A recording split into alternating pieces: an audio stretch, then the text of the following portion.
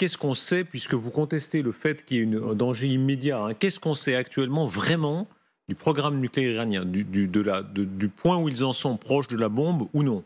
Alors, il faut 3 choses pour fabriquer une arme nucléaire. Hein. Il faut de la matière fissile en quantité suffisante. Ça, les Iraniens, ça m'approchait très, très vite. C'était peut-être une question de quelques semaines. Ensuite, il faut... quelques semaines. Donc là, on comprend une certaine inquiétude israélienne. Si on la matière quelques semaines, oui. Mais... Non, mais c'est pas tout. C'est pas tout. Après, cette matière, je vous donne 10 kilos d'uranium 235, ça fait pas de vous une puissance nucléaire.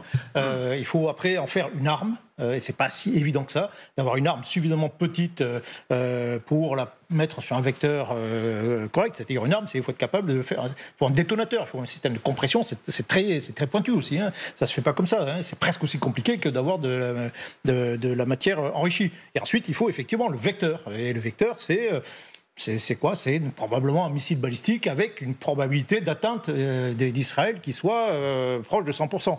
Ce qui serait dans tous les cas de figure, c'est pas le cas.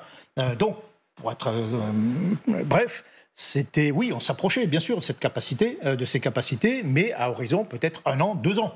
Je dis, on n'était pas forcément au jour près. On pouvait attendre, par exemple, les dernières négociations à Mascate. Comprenez le doute quand même. Alors, tous les avis sont dans la nature, mais si on se met à si c'était la France qui était menacée, si c'était la France qui était menacée par un pays à portée de tir, vous diriez pas, apparemment ils n'en étaient pas là, on peut se rassurer, ça faisait quelques semaines, il y avait encore du temps, etc. Non, mais il y a dans le doute, il y avait une négociation dans 48 heures. Il y avait une négociation sous 48 heures.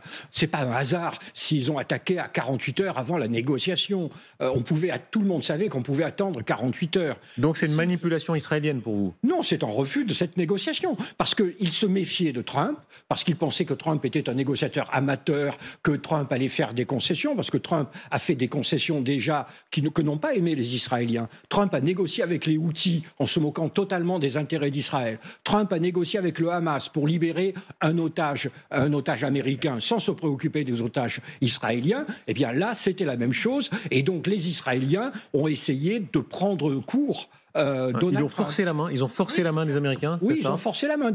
Au tout début de l'opération israélienne, vous avez des communiqués américains qui sont d'un embarras total. Que disent les Américains? Ils disent c'est pas notre affaire. Ouais. Rubio a fait un communiqué pour dire on n'y est pour rien. C'est extraordinaire. D'ailleurs. Et c'est extraordinaire comme moment. Et puis ensuite, Trump, qui est un pragmatique, s'est dit je vais essayer de récupérer ça. Et du coup, il s'est mis à dire parce qu'il fait dans la dentelle, Trump, en disant vous savez, si vous signez pas l'accord que je vous propose, iranien, les Israéliens vous feront encore plus mal. Mais on voit bien, il a essayé de récupérer une décision qu'il n'a pas prise. Il a été informé, mais il ne l'avait pas.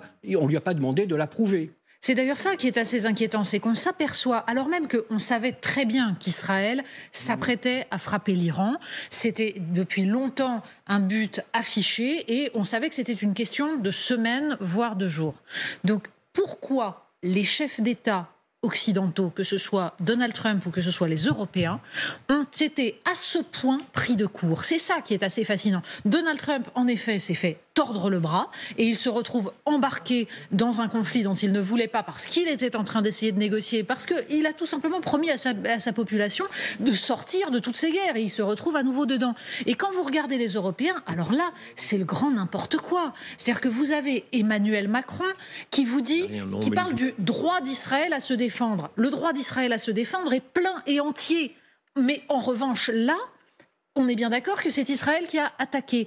Et Emmanuel Macron, de ce point de vue-là, semble n'avoir pas pris la mesure de ce que c'était que la diplomatie française. Je rappelle juste... La dernière guerre préventive, en l'occurrence, c'était la guerre des 6 jours. Le général de Gaulle, le 27 novembre 1967, lors d'une conférence de presse, a des mots qui ont fortement déplu à l'époque, mais qui étaient très sévères vis-à-vis d'Israël. Je rappelle que Jacques Chirac, sur cette question de la bombe nucléaire iranienne, a eu une sortie, alors c'est parce qu'il croyait que c'était du off, mais en février, le 1er février 2007, il a cette sortie hallucinante devant des journalistes en disant mais après tout, si l'Iran a une bombe, voire 2, est-ce si grave? De toute façon, qu'est-ce qu'ils en feront? S'ils essayent de la sortir, Téhéran sera rasé. Le problème, c'est la prolifération. Il a rétropédalé derrière. Mais c'est pour vous dire que la position française a toujours été une position, on va dire, de recul sur ces choses-là. Emmanuel Macron, lui, se retrouve embarqué pour rétro-pédaler derrière et ne pas très bien savoir quoi dire. Le résultat, le but principal d'Israël, c'est détruire le potentiel militaire nucléaire. Qu'est-ce qu'on en sait, Raphaël Jérusalemi, selon vos informations? C'est-à-dire actuellement, est-ce qu'il y a une partie de ce potentiel nucléaire qui est détruit ou est-ce que tout est trop profond, trop caché? Alors, selon mes informations, non, mais selon les informations de la Commission de l'énergie nucléaire, Raphaël Grossi, je pense que c'est quand même l'autorité sur le plan de ce problème. On parle de quantités énormes d'uranium enrichi à 2 secondes d'avoir un uranium enrichi militaire. On parle de centrifugeuses par dizaines de milliers qui sont interdites par l'accord déjà en 2015, mais qui étaient déjà là malgré l'accord, des dizaines de milliers de centrifugeuses qui n'ont rien à voir avec la production d'un nucléaire civil. Je veux dire, toutes les preuves sont là et on parle certainement pas d'un an ou deux pour avoir le nucléaire, on parle de quelques semaines pour avoir la capacité nucléaire et c'est vrai qu'après il y a un problème technique de monter cette capacité nucléaire sur des ogives de missiles. Mais on est très très proche et je ne comprends pas comment, par quelle magie, prestidigitation sur ce plateau, on fait de l'attaqué l'assaillant. Nous ne ferons pas une France préventive, nous nous amusons à attaquer l'Iran parce que ça nous fait plaisir et à tuer M. Khamenei parce que ça nous amuse. Je pense que nous sommes menacés dans notre existence. Je pense que le 7 octobre, le plan était très clair. Le 7 octobre, le Hamas et le Hezbollah devaient intervenir ensemble. Le Hamas devait occuper le sud d'Israël, rejoindre la Judée-Samarie. L'Iran devait intervenir une fois que ses proxys avaient fait le travail de départ. Et après, c'était de la rivière à la mer. Donc, c'était la destruction d'un État, c'était l'extermination d'un peuple. Pour ceux qui ont un petit souci avec ça, et pour ceux qui pensent que de l'uranium enrichi à 6 mois ou 1 an même, c'est pas une menace, eh bien, je crains pour la sécurité de leur propre pays. Je crains, avec ce que j'entends ce soir, pour la sécurité des Français. Faites attention, citoyens français. Si les gens ne lisent pas la carte, vous êtes en danger. Et aujourd'hui, il y a des missiles iraniens qui peuvent atteindre l'Europe. Et si je ne m'abuse pas, et si je me souviens bien, et vous vous en souvenez aussi, les Iraniens ont déjà menacé verbalement l'Europe de cette attaque possible de missiles en leur disant nous avons la portée nécessaire. Donc tout cela, à mon avis, je ne comprends pas comment on en est arrivé ce soir à faire de mon pays l'assaillant alors que nous sommes attaqués et que nous avons été attaqués le 7 octobre. On n'a pas commencé. On va parler comme les enfants. C'est pas nous qui avons commencé et c'est tout. Raphaël Jérusalemi, ce que vous dites est souligné par M. Barrot. Effectivement, là, techniquement, Michel Goya, les missiles iraniens peuvent aller beaucoup plus loin qu'Israël. Oui, bien sûr. Non, mais bien sûr. Mais jusqu'en France. Oui, ça, c'est vrai. Bien sûr, ils peuvent aller jusqu'en Allemagne, ils peuvent aller jusqu'en Pologne, ils peuvent aller, bien sûr, ils peuvent aller très loin. Certains, pas tous, il y a une capacité. Mais après, ils pourront peut-être, effectivement, un jour porter l'arme nucléaire. Un jour pas forcément très éloigné, mais c'est pas le cas. Puis je rappelle qu'il y a même un dernier étage dans la fusée, c'est le truc qui s'appelle la dissuasion. Une attaque préventive, c'est l'inverse de la dissuasion.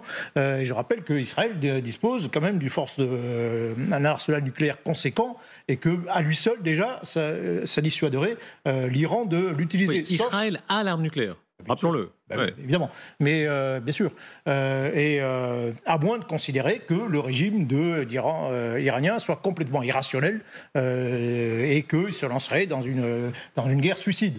Bon, peut-être, mais pour l'instant, la rationalité a plutôt fonctionné. Donc tout ça pour dire que si l'Iran nucléaire vis-à-vis de la France, nous, on dit, écoutez, pas de problème, vous nous attaquez, on ripostera de manière nucléaire. Enfin, pas de problème. La première frappe est difficile à recevoir quand même. Oui, pas de problème. Justement, c'est le principe de la dissuasion. Il n'y aura pas parce que c'est le principe de la dissuasion. Il n'y aura pas parce qu'il y aura une en retour. Voilà, c'est ça notre... Voilà, c'est là-dessus qu'est fondé tout notre système, quoi. Pas sur l'attaque préventive, mais fondé sur ça.